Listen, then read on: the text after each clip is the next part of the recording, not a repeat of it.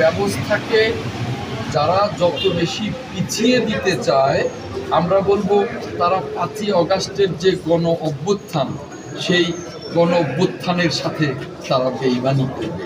আমরা চাই গণ অভ্যুত্থানের চেতনায় যত তাড়াতাড়ি সম্ভব আমরা গণতন্ত্রে ফিরতে চাই। আর গণতন্ত্রে ফিরতে হলে বাংলাদেশে অবাধ এবং নিরপেক্ষ একটি জাতীয় সংসদ নির্বাচিত হতে হবে এবং নির্বাচিত সরকার হতে হবে, নইলে গণতন্ত্রে ফেরা যাবে না। কাজে আজকে আমরা লক্ষ্য করছি যে একটি দল তারা বলছে যে স্থানীয় সরকার নির্বাচন আগে হতে হবে। 2 দিন আগেই ওই দলটি বলেছে যে আগামী রোজার আগেই জাতীয় সংসদের নির্বাচন হতে হবে। তার মানে দলটির কথায় খুব অসংলগ্নতা আছে। আবার আরেকটি নতুন দল তারা বলছে যে গণহত্যার বিচার শেষে নির্বাচন হতে হবে। তার মানে কি?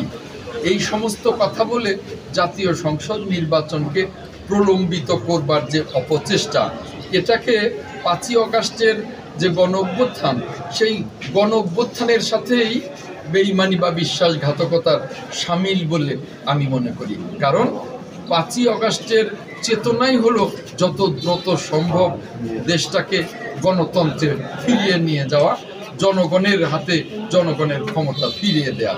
কাজেই আমি মনে করি যে এই সকল যে অসংলগ্ন কথা, এটা আমি মনে করি এক ধরনের ষড়যন্ত্র হচ্ছে, যাতে করে বাংলাদেশ গণতন্ত্রে ফিরতে না পারে, যাতে বাংলাদেশ ভোট ব্যবস্থায় ফিরতে না পারে। এটা এক ধরনের ষড়যন্ত্র। কিন্তু আমরা 5ই অগাস্টের চেতনাকে বাস্তবায়ন করতে চাই। গণতন্ত্রে ফেরার পথে যারা বাধা, তাদের বিরুদ্ধে আমরা জনগণকে নিয়ে বিএনপি আন্দোলনের সকল রাজপথের রাজনৈতিক দলকে নিয়ে আমরা মাঠে থাকব এবং জনগণকে নিয়ে এই সকল ষড়যন্ত্র প্রতিহত করব। আমরা এই অন্তর্বর্তীকালীন সরকারকে বলতে চাই যে মানুষ যে প্রত্যাশায় এই সরকারকে বসিয়েছে, মানুষের প্রত্যাশা কি? গণতন্ত্রে ফেরত যাওয়া। মানুষের প্রত্যাশা কি?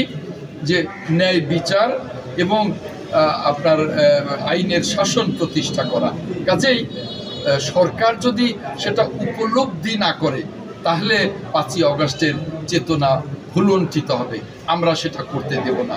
বিএনপি সহ রাজপথের আন্দোলনরত সকল রাজনৈতিক দলকে নিয়ে আমরা মাঠে থাকব যতক্ষণ পর্যন্ত জনগণের আকাঙ্ক্ষা পূরণ না হয়।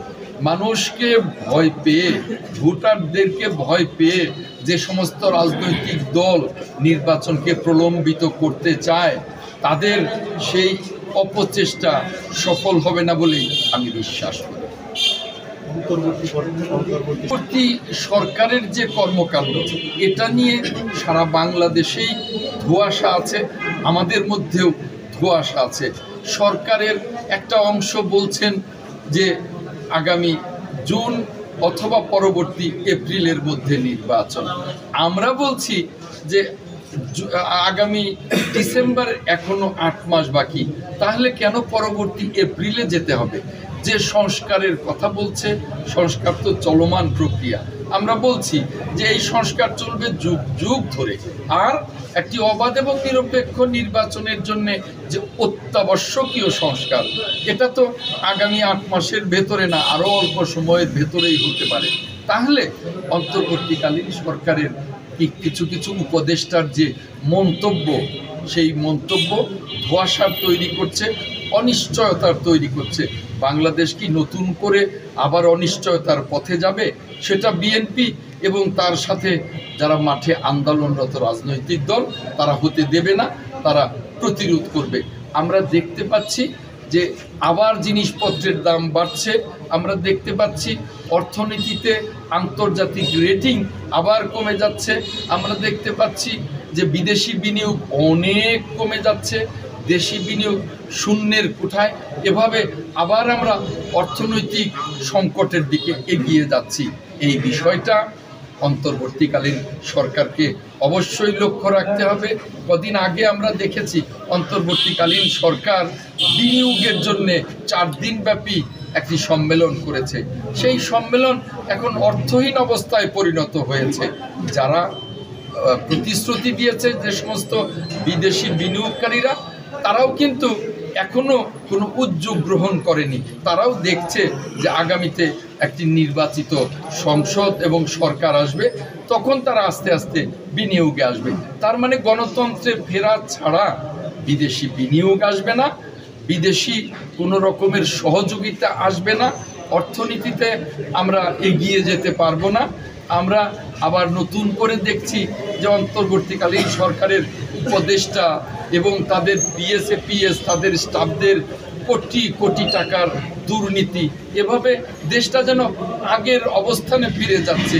ফ্যাসিবাদী সরকারের সেই সুরে কেউ কেউ উপদেষ্টাদের মধ্যে বা তাদের সহায়ক শক্তিদের মধ্যে তারা বক্তব্য শুরু করে দিয়েছেন। যেমনি ফ্যাসিবাদ সরকার বলতো যে আগে উন্নয়ন পরে গণতন্ত্র, এখন আবার বলছে যে আগে সংস্কার পরে নির্বাচন, আগে গণহত্যার বিচার পরে নির্বাচন। এগুলো আর কিছুই না। ভোট ব্যবস্থায় জনগণের ক্ষমতায়নকে যত প্রলম্বিত করতে পারে, তত যারা ভোটকে ভয় পায়, যাদের কাছে জনগণের ভোট নেই, তারা এই ষড়যন্ত্রগুলোতে ব্যস্ত।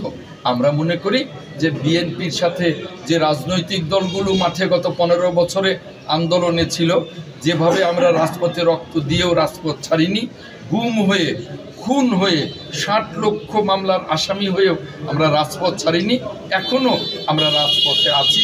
যতক্ষণ জনগণের ক্ষমতায়ন না হবে, যতক্ষণ অবাধ এবং নিরপেক্ষ নির্বাচনের মধ্য দিয়ে দেশটা গণতন্ত্রের অগ্রযাত্রায় শরিক না হবে, ততক্ষণ পর্যন্ত আমরা রাজপথ ছাড়ব না। বর্তমান সরকারের নিত্যপণ্যের দাম আবার বেড়ে যাচ্ছে, তার মানে যে সিন্ডিকেট আবার সক্রিয় হচ্ছে। একটা জিনিস কি, যত গণতন্ত্রে পদার্পণে যত বিলম্ব হবে, ততই কিন্তু দেশি বিদেশি ষড়যন্ত্রকারীরা সক্রিয় হবে। তখন শুধু জিনিসপত্রের দামই বাড়বে না, অর্থনীতিতে আবার ধস নামবে, আবারও সকল অনিশ্চয়তার দিকে দেশ চলে যাবে। আমরা সেই অনিশ্চয়তার দিকে যে দেশকে যেতে দিতে পারি না। আমাদের পরিষ্কার কথা, যারা এই অনিশ্চয়তা তৈরি করছে বা করবে, তারা 5ই আগস্টের চেতনার সাথে বেইমানি করবে। আমরা 5ই আগস্টের চেতনাকে ধারণ করে সকল ষড়যন্ত্র মোকাবেলা করে আমরা অতি দ্রুত গণতন্ত্রে ফিরতে চাই। ফিরতে এই সরকারকে এবং ষড়যন্ত্রকারীদেরকে আমরা বাধ্য করব, কোনো ষড়যন্ত্র আর যেন মাথা চালাতে না উঠতে পারে। ভারতের কাশ্মীরে যে জঙ্গি হামলা, সেই জঙ্গি হামলার সাথে আমরা ফিলিস্তিনি হামলা, সকল জঙ্গি তৎপরতাকে, সকল অগণতান্ত্রিক তৎপরতাকে, সকল ধরনের অগণতান্ত্রিক তৎপরতাকে আমরা নিন্দা জানাই। বাংলাদেশ স্পষ্টই জানিয়ে দিয়েছে যে এই কাশ্মীর হত্যাকাণ্ডে আমরা মর্মাহত এবং যারা ঘটিয়েছে তাদেরকে আমরা নিন্দা করি। গণতন্ত্রে আইনের শাসন প্রতিষ্ঠায় কোনো ধরনের হত্যাকাণ্ড, কোনো ধরনের নাশকতাকে বিবেচনায় নেবার কোনো সুযোগ নেই। ধন্যবাদ।